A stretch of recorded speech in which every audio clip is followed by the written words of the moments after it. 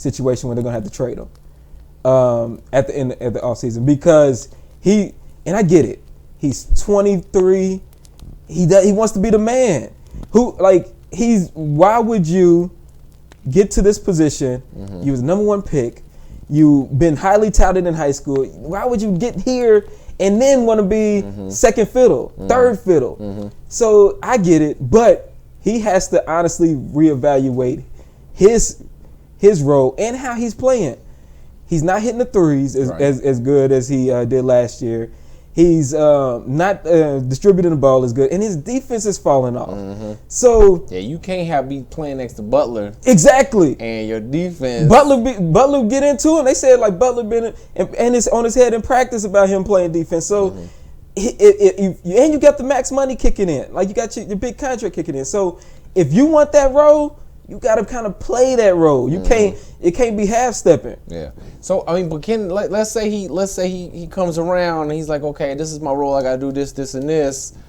What do you do, man? Because he's still on the rise. Butler is definitely at his peak. He's not even 30 yet, right? Yeah, he's 29, 28. I think. Yeah. But Wiggins is a young guy. He's still got upside. Yeah, he's got tons of upside. So what do you do with that, man? Because I mean, for me, I would look to move him into a secondary role.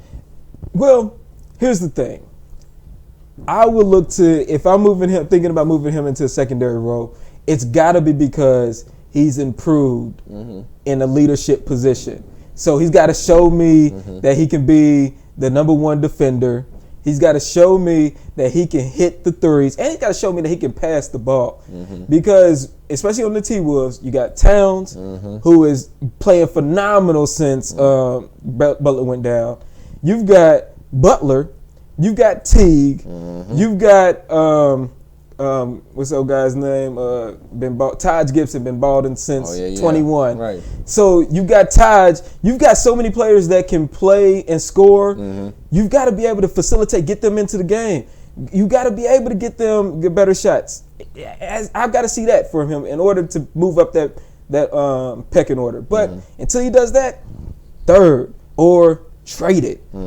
It's just the way it is. Okay. Yeah. See. So, but do you trade him though? What do you? I don't know what's fair value. Because I mean, they got with Butler and Towns. They kind of got a core, so they could add. They could, but that's the thing, right? When you've got Butler and you got Towns, so you've got a potential MVP candidate in Towns who could be your centerpiece, and then you've got Butler who is all NBA performer, all-star.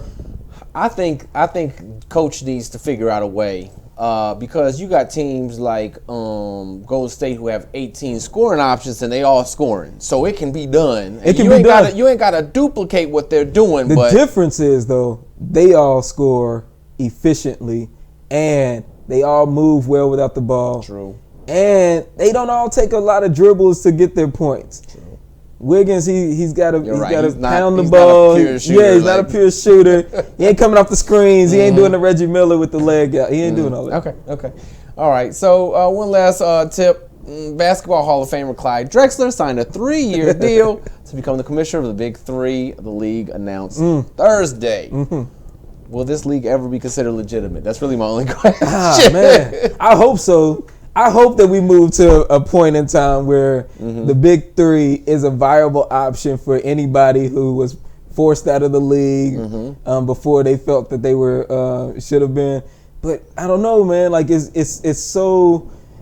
I don't want to say it's just kind of hokey dory, but it's a very difficult situation. Because there's a reason why people watch the NBA. So, right. And there's a reason why those people are no longer in the NBA. And it's not like there are definitely occasions where people just got cut and they shouldn't have. Yeah.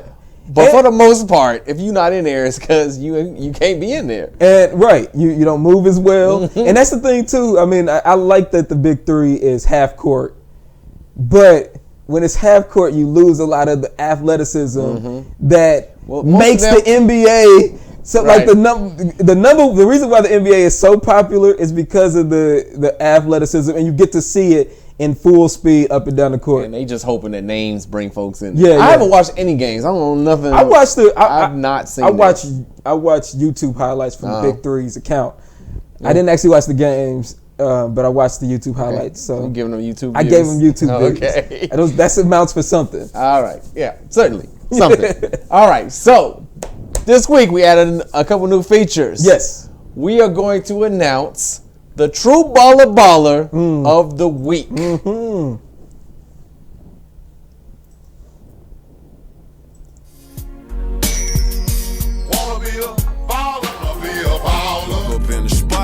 Like baller alert. I was a little bit taller. I wish I was a ball. This week, I think it was a pretty simple selection. Mr. Russell Westbrook. 100 career triple doubles. The fastest to ever reach 100 career triple doubles. Man. But why did he reach that plateau? Because he ain't got nobody else to help him on his team. Well, yeah. I mean, people are obviously hitting shots, otherwise he wouldn't be getting the assists, right?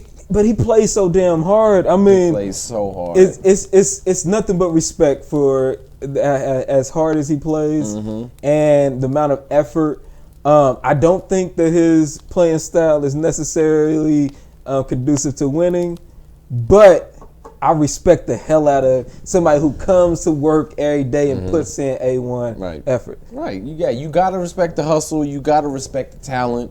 The dude is almost averaging a goddamn triple-double, and now he's got Paul George, Melo on the team that's supposed to take away from rebounds and assists, and he's still getting his. So now I've not got a chance. I know they play like almost every Thursday, but I haven't had a chance to actually watch a lot of the Oklahoma games, so I don't know if he's taking rebounds from anybody, like jumping in there in front of folks. That was the weird thing last year. I saw a couple of YouTube videos where they were kind of they were padding the stats a little bit. They were kind of boxing everybody else out and letting them get it. I haven't seen that as much this year. I think he's just going out there and balling. Well, this year they were trying to win at least. Yeah, but they're on pace for the same record as last year. Right, absolutely. Yeah. All right, so let's get into the next not so baller of the week. So we've got the baller of the week, the best player of the last week for whatever reason or the other, and then we've got this. I don't give a fuck what you call it. Put a chokehold on the motherfucker and call it blue dog shit. You know what I mean? I don't give a fuck. The blue dog shit. Baller of the week. Now, we had a discussion about this. Did. You have a nominee. I have a nominee. Yes. Who's your nominee? My nominee is Andrew Wiggins for jumping off of the train. Y'all trying to fight for a playoff spot, and here you go. And your man's is hurt. Yeah, your man's is hurt, and here you go. Hey, man, I ain't really liking this my role on this team. Bro, you ain't never been to the playoffs. Wait, is that, am I remembering wrong? Is that a new thing? I mean, because I know people used to talk through the media all the time, but is that more of a new thing where they doing all the complaining like this? I think it's because we have so much accessibility now to them, and now we have bloggers that follow the team, not just the normal beat writers. We have bloggers who follow the team, so it's easier to catch them in a mood after practice when maybe Tibbs says something that he didn't like and he just kind of went off on it. But yeah, I just don't like the idea that for a player and a team that hasn't been to the playoffs in like 15 years since KG, but the player never been to the playoffs and you right in the middle of a playoff race. Yeah. Man, come on! You can't be jumping out the window with this. You can't. you can't keep that in house. Okay. All right. So I had my own nominee. I nominate Dwayne Wade. Now I know he's been in the media recently about all the support he's been given to the gun violence and the floor, and I love that. Yeah. Okay, but we talking about on the court, Dwayne. All right, and on the court, you are killing it. You are killing it. And everybody's like, well, if he's killing it, why are you tripping? Because you were not doing that in Cleveland. That's true. You are the same person There was no injury. It's not like you had a time off and you got rested. No, you come straight over there. He got off the plane. He got off the plane hooping. He got off the plane, and the next night he hit a game winner. Yes, hit the game winner. But maybe I feel you wholeheartedly. I think maybe it's just like being at your own house. You know, like he wasn't home. He wasn't home. He was sleeping in a rental. Like now he at the crib. He can kick up his feet. Right. He like I'm good now. I'm relaxing. Gabby in the kitchen, cooking hot plates. I mean, I understand that. I do. But you are a grown man. You are a veteran. You did not get traded. You decided to sign a free agent contract with two of them. You tried it in Chicago. Yeah.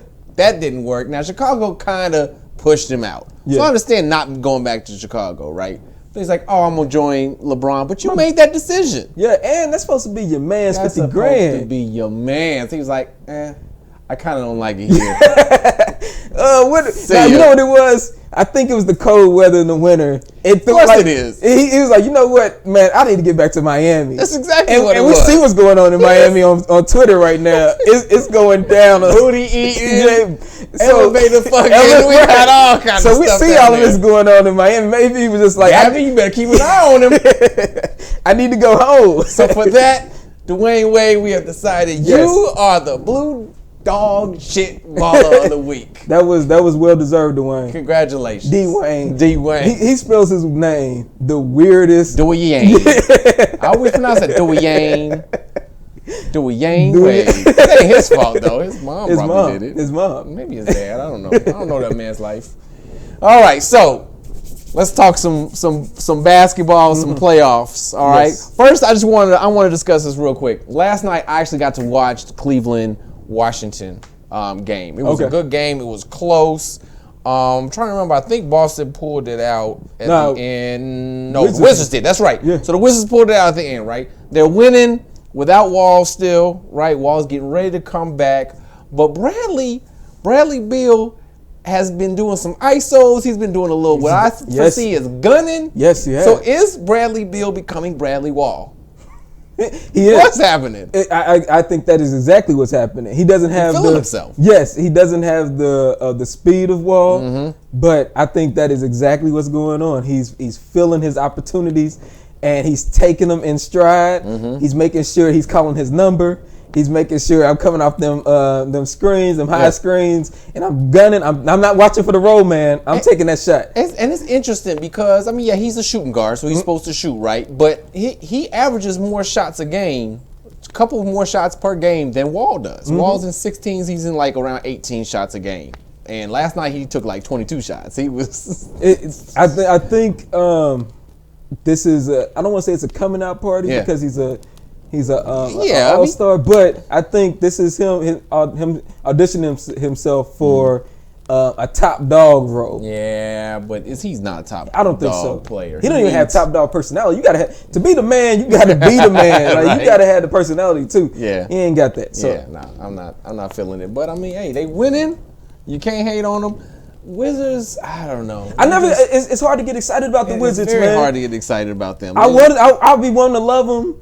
Because it's guards. They're just a solid team. Yeah, it's just like, okay. And you can't just be a solid team in this league right now. It's hard to get excited about the Wizards. All right. So, in exactly 1 month, the playoffs are here. So we're gonna take a quick look at the standings. We got those on the screen for everybody, and as of right now, as of last night's games. Okay. So all of last night's games are factored in. None of today's games are factored in. Okay. Speaking of which, Raptors won tonight. They beat the Pacers. Raptors beat the Pacers. What was the score? 106-99, I think. 105-99. Pacers needed that one. Yeah. So right now we have Raptors number 1, Celtics, Pacers, Cavs, but they're tied as in the loss column. Wizards, 76ers, Bucks, and the Heat. All right. Then, on the Western Conference side, we've got the Rockets. Now, the Warriors only 2 losses behind them. So, the Trailblazers, the Thunder are number 4. I think we had this discussion last week. Pelicans. They like, what, 2 games from Yeah, well, missing playoffs? the number 4 and the number 10 spot are 2 losses away. Okay. Yeah. So that's like a bad weekend. That's a bad weekend, And yeah. the whole Shifts. bottom rung changes. Shifts. So we got Thunder, Pelicans, and actually this is just, I don't know, because the Pelicans have less losses, so this might be a division kind of thing, however they do that. Timberwolves, Clippers, all of them with 28, 29 losses. Jazz, Spurs, who are out right now, and the Nuggets have 31 losses. And the Spurs and Oklahoma play tonight. Yes. Yes, they do. Yes, they That's do. big. That's big. So, we got the Eastern, we got the Western. What matchups, first round matchups, do you want to see? Which one we going with? East Start first? with East. For the East, the one that I need to see is Cavs versus Philly. I got to see Cavs versus Philly. Yeah. I need to Absolutely. see, Absolutely. just for the drama of, is King James auditioning? That's a first round exit right Yeah, there. it is. It low key. Waiting to happen. And the young guns saying, hey, you can slide over here. We ready. I need to see whether that's the 4-5 or the 3-6. I need to see that one. Okay. Now, for me, for the Eastern Conference, that is actually on my list. My other one, I really want to see Bucks Celtics. I want to see Bucks Celtics because I think that's another upset waiting to happen. That's that low key, maybe. Yeah. Because Giannis is probably top 5 in the game right now. Absolutely. And they don't have anybody that can match up with. Celtics have a couple extra injuries. Ooh, They're off key right now. Way off. So Way off. They could be right, boy. They could just get it together. Is Hayward coming back at all this season? They keep trying to tease it. He ain't. If he's smart, Yeah. you keep your Just pull a Derrick Rose. Just stay out. Stay out. But just this year. Next year, don't pull next a Derrick year, Rose. yeah. Next year, pull a Paul George. Next year, be ready to go, but Right. stay out. You don't want to play with that, man. Like Okay. you tore up your whole ankle, man. Like stay out. There was nothing else I really cared about in the East. So Western Conference. Yeah, I didn't care about it matchups. anymore. I don't care who the Pacers play. Man, my number one is got to be on my list. Now I know I said that they wouldn't make the playoffs. Okay. But if they make the playoffs, they need to be number 7. Okay. And they need to go ahead and face the Golden State Warriors. Golden State versus OKC. That's a match made in postseason heaven. That's got to happen. Okay. I actually wanted to see Jazz. The Jazz play. Who was it? I want to see the Jazz play the Warriors in the first round. I want to see that matchup. I don't think the Jazz can win, but I think that will be a good basketball series. It would be some good basketball. It would be some. See, I went for the drama. Yeah. I'm going all for the drama. I don't think that's a. I don't think. Well, my drama pick is Pelicans Rockets. I want to see. I want to see the Pelicans. You know what? I also kind of want to see Houston versus San Antonio. I don't want to see that. I don't want to see San Antonio at all. You know what? You say San Antonio stay at home? Please, just this year, go lottery, baby. Get you a pick. Man, what they could do with a lottery pick? San Antonio is 30 games. They could just tank the rest of the season. If San Antonio gets a lottery pick, look out. Look out the rest of the league. Because we've seen what they've done with lottery level talent in Kawhi. Yeah. And that wasn't even their pick. Next year, they either got Kawhi coming back or they're going to trade him for trade some value. Yeah. What's going on with that, man? Like, Popovich said, basically, I'm not letting them come back. Yeah, I don't know. It's some drama. That is a mess. It's the biggest mess I've ever seen the Spurs involved in. Ever. Spurs is usually crystal clean, and they don't do none of this. It's the end of an era, baby. They don't do none of the messiness. It's an end of an era, which will bring me into my next topic. The Raps just beat the Rockets. The Raptors are for real this year, and I don't care what you say. They're going to the finals. Cleveland is not. Listen, I don't think if there's one thing that David Stern was good at, it was keeping the wrong markets out of the finals. He kept Sacramento out, I believe, like 3 years. David Stern knew when to pull the trigger. Adam Silver, you better learn when to pull the trigger. You better not let Toronto get into the final. Don't know about. Listen, you talk about finals that would be least watched. If it's well, Golden State could still pull their weight. But if it's Houston, Houston, and Toronto. Jesus, That's ugly.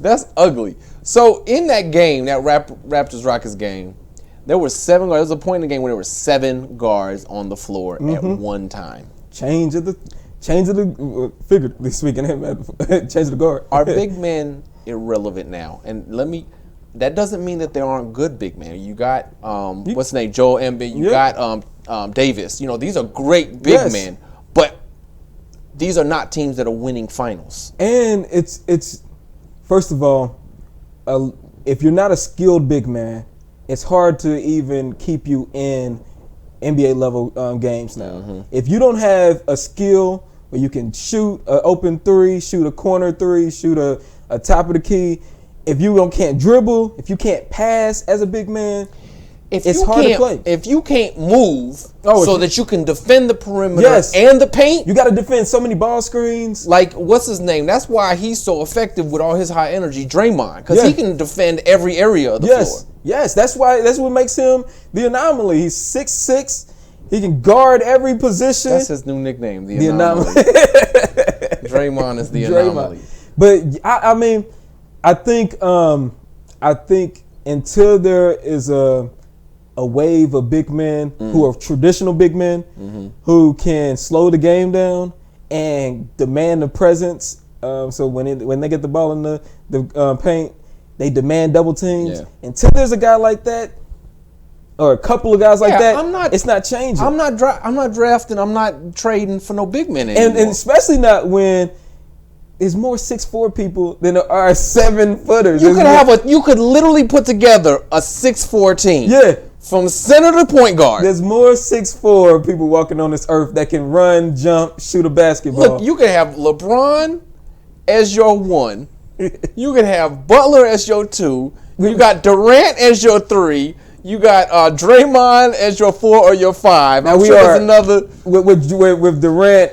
With all of these guys, they're taller than 6'4", but the point still stands. They what, 6'6", 6'8"? Well, Durant, he may be 7 foot. Oh yeah, he's kind of long. Yeah. Okay, well, but the point still stands. I could pick somebody else besides Durant and still fit that right in there. You could, and you could win. Right, and you could win. That would. Hell, the Warriors are not winning because they have a 7-footer that is playing back to the basket basketball and grabbing a lot of rebounds. Nah. All right, so I wanted to add this in here. Actually, this is relevant to the previous discussion we had. So I found the teams with the toughest and the easiest schedules. This is based off of cumulative opponent record, and it was adjusted for home versus away plus how many days of rest you have for the remainder of the season. Between the games. Okay. So far, the toughest schedule so far: Dallas and Chicago, which are tank teams, and Philadelphia, who is currently number 5 or 4. 5. So number 5. Or number 6, maybe number 6. Yeah, no. Philly is number 6. I'm sorry, because they're all the same losses. Yeah. Easiest schedule so far: LA Clippers, Indiana, and Cleveland. Cleveland is number 3 on the easiest schedule. Philly is number 2 on toughest schedule. Maybe we'll get this first round matchup. Listen, that is the matchup that needs to happen. I've been wanting just for my own personal vendetta against Paul George and him not being a superstar. Right. I want the Pacers to get that 3 seed. But if it means that I can get the Philly Cavs, right, you'll sacrifice that. I sacrifice my vendetta. And, Definitely. hey, you get a 4 seed, that's cool, whatever. Definitely. I'll deal with it. It would be nice to oh man, yeah, at your feet. Yeah. Now what? Especially if Oklahoma City messed up and not made the playoffs. That would be a beautiful sight. Oh yeah. All right, but that's not happening. All right, so I was gonna talk about like the tanking teams, but I don't think we care about that. They're doing what they're supposed to do. They're trying to ensure that they get the best opportunity to draft a young player that may or may not. This is supposed to be a deep draft, so we'll see. Yeah, but they say that every year, and they do. Oh, this is a deep draft. Yeah, it's hard to say because when you're playing on college level, like college basketball, I watched some today while I was at work. It's borderline unbearable to watch right Listen, now. I don't care. I don't know about. My mom was like, I need you to pick. We got a thing going in my job. I said, okay, can you pick my brackets? Yeah. I went to ESPN. I went to the what is it called? I think it's called the People's Bracket. And they take the aggregate of what everybody picked. And I was like, click, click, click. Yeah, that click. makes sense. I did pick a couple differences. I picked Villanova as the champ instead of Virginia. Yeah, I got Villanova. Common people have that. Apparently, there's been no team to score this few points to win a championship since Villanova did it back in '85. I don't know what that means. I guess that's it just means that Virginia don't score enough to win. Yeah, I'm just saying in the grand scheme of things, Right. none of this shit matters. Like, because like I just think it's weird that we put all of this stock in like 19 and 20-year-olds who are flying and playing at insane of times. Like, I saw it was a game when it was 11:30. Man, they don't never play 11:30 games. Like, so we just Hey, listen. I know exactly who is winning the tournament this year, and this is guaranteed. And y'all can write this down, put it on your bracket. The FBI. Exactly. The FBI is winning the NCAA tournament this year. They feel the best squad. Bank on it. They feel the best squad. They will be undefeated throughout this postseason of college basketball. So I think that's all I had tonight, Reg. You got anything else? No, I'm good. All right. Well, I appreciate you guys tuning in. We are done with our Thursday lineup. Yes. Tomorrow we got a little fry going, and then our schedule starts right back up next Sunday. So keep it locked in to FCN. We've got all the programming, all the talent. Yeah, while I leave, we've got pretty much shows every day. All day, You should just be tuned in Yeah. and have that update and be ready to click. Yeah. Get that, Come get on, that man. subscribe, like, share, Come all on, of man. that. All right. Well, thank you guys for tuning in again. I am J. Cole. The Reggie Mathis. You guys have a good one.